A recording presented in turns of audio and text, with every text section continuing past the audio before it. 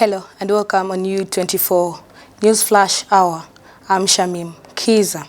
Health workers at Mulago National Referral Hospital, Kampala, and Mbale Regional Referral Hospital in the eastern city of Mbale will be the first to receive the vaccine, which is at a trial stage according to the Ministry of Health. Family members who got in contact with the index case, the worker who died on January 29th, will also receive the doses. The Ministry of Health is on top of the situation. We have already listed over 234 contacts to the index case, and we have already deployed a mobile testing laboratory in Mbarara to ensure that the turnaround of the samples is done quickly. And to date, we have picked two cases who are close relatives to the deceased case, who was the index case.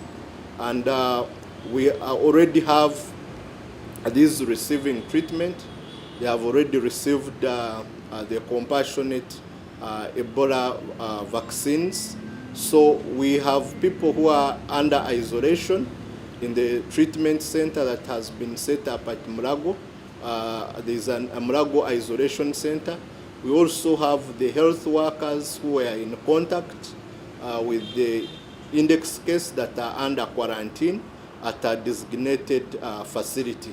So I wish to array any fears and anxieties and state that the Ministry of Health is fully in control and will be able to control this current outbreak in record time as already exhibited.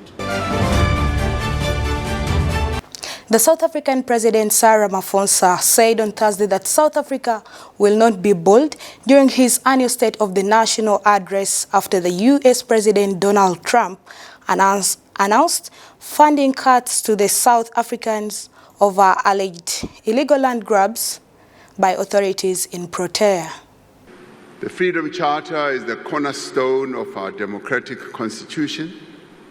It sets out a vision of a united, non-racial, non-sexist, democratic and prosperous South Africa.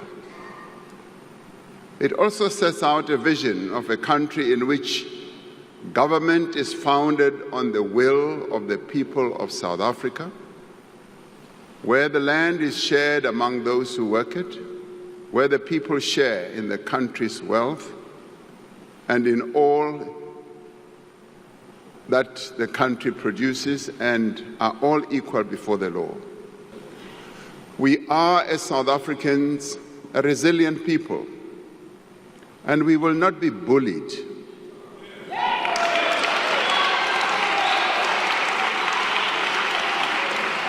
We will stand together as a united nation, and we will speak with one voice in defense of our national interests, our sovereignty, and our constitutional democracy. People took to the streets of Istanbul on Sunday to protest against the US President Donald Trump's proposal to relocate Palestinians from Gaza. Protesters gathered near Istanbul's Galata Bridge, wearing keffiyeh scarves and waving Palestine flags while chanting with their support from the Palestine cause. Local media reports that the authorities had refused to grant permission for the protest, which was organized by the opposition Republican People's Party, although they had already been for the official confirmation at the time of publication. Jordanians protested Friday against U.S. President Donald Trump's proposal to relocate most of the Gaza Strip's population. According to Associated Press, the march in downtown Amman was organized by the Muslim Brotherhood Party and several opposition parties. Jordan is joining other Arab countries in rejecting any expulsion of Palestinians and reiterating calls for a Palestinian state. Protesters carried anti-Trump's posters and banners and chanted pro-Palestinian slogans.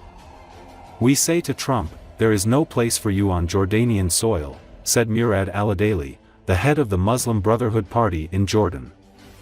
Trump and Israeli officials who have welcomed his plan depict the proposed relocation from war-ravaged Gaza as voluntary, but the Palestinians have universally expressed their determination to remain in their homeland. Trump and Israeli officials have not said how they would respond if Palestinians refuse to leave.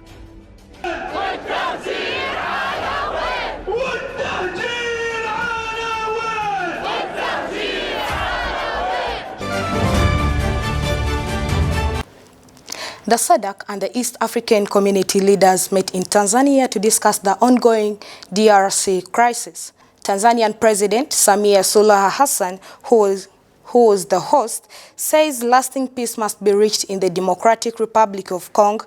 In the attendance, there was elected President Cyril Ramaphosa, Rwandan President Paul Kagame, while DRC President Felix Tshisekedi joined virtually. As we are all aware, DRC, a member of both the EAC and SADC, is still facing prolonged conflicts whose impact has transcended its borders and so creating far-reaching effects in neighboring countries. For the last couple of weeks, we have witnessed the spread of violence that has caused massive harm to human life, human displacement, and insecurity, which affected economic activities and disrupted cross-border trades. As regional leaders, history will judge us harshly if we remain still and watch the situation worsen day by day.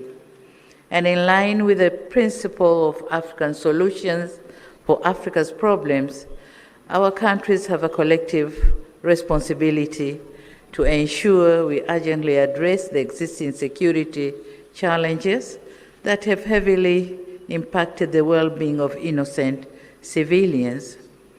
This joint summit meeting presents an opportunity to recommit our collective efforts in addressing the conflicts and reaffirm our sustainable peace and stability in the entire EAC and SADC regions.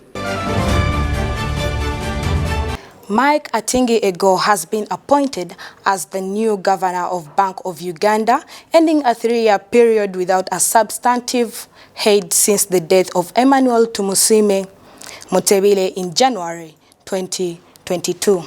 Atingi Ego, who has been serving as the deputy governor, now assumes office leadership of the central bank. And Augustus Nwagaba was named the deputy governor, a well-known economist.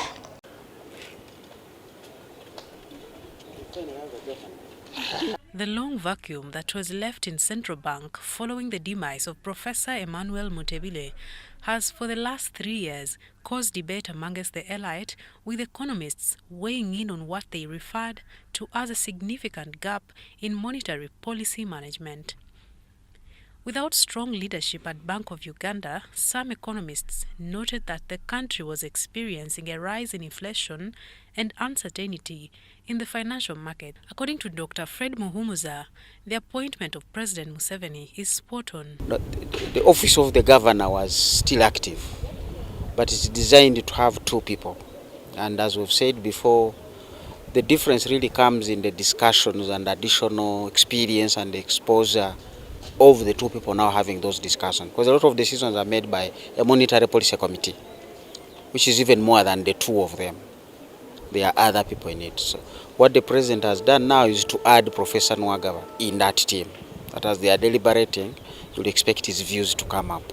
He adds that Dr. Atingi's extensive experience in economic policy and regulatory frameworks is a welcome change.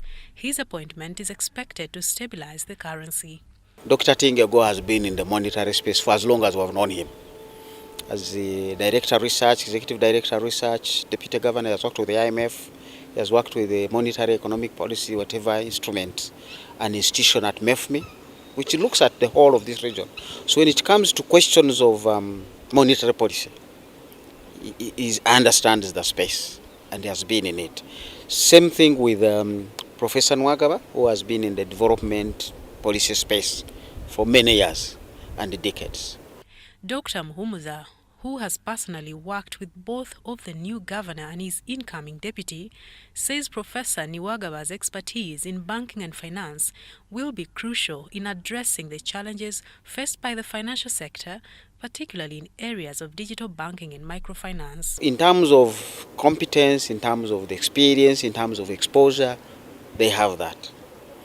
But as we say now, how do you translate that experience and exposure to engage emerging issues?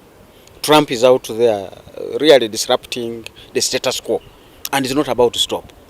Now that status quo out there in the West, you're going to see it emerge in our spaces by way of where our dollars, shall we still find them?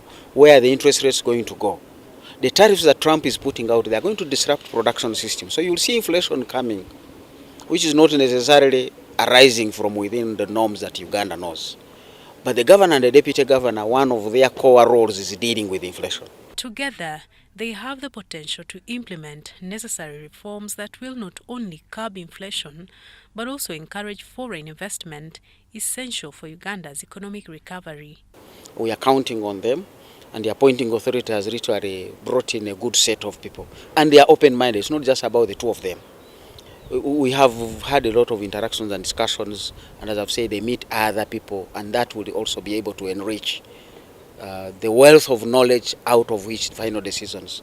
Mario Nawori, Jumansa. Thank you for watching U24. Shamim Kiz.